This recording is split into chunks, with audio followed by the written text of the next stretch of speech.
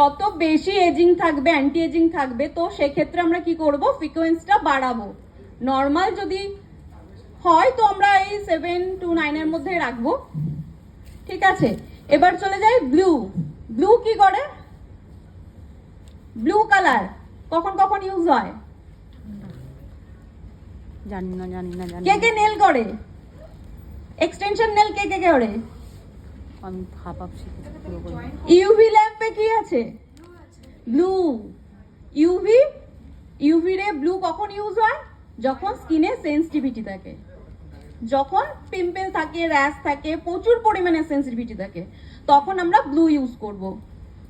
Blue colour সবসময় মাথায় রাখবে সেনসিটিভ স্কিনের জন্য। দেন আসে green.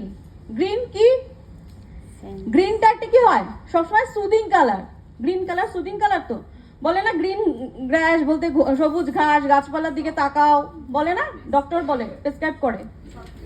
Softness, soothing, I soothing হচ্ছে গ্রিন। গ্রিন কি করবে? গ্রিন হচ্ছে আমাদের সুদিং দেবে। যে সমস্ত স্কিনে না এজিং আছে, না পিম্পলস আছে, আবার হ্যাঁ টিনেজার হতে পারে, বা 15 থেকে 25 বলতে 25-এর মধ্যে কারো এজ, তাদের সুদিং দাও, কোনো প্রবলেম নেই, গ্রিন।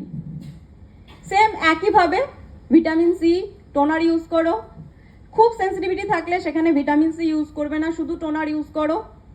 আর আমাদের অ্যাকোয়ামেরিনের মধ্যে লাস্ট একটা আছে জেল, সেরাম।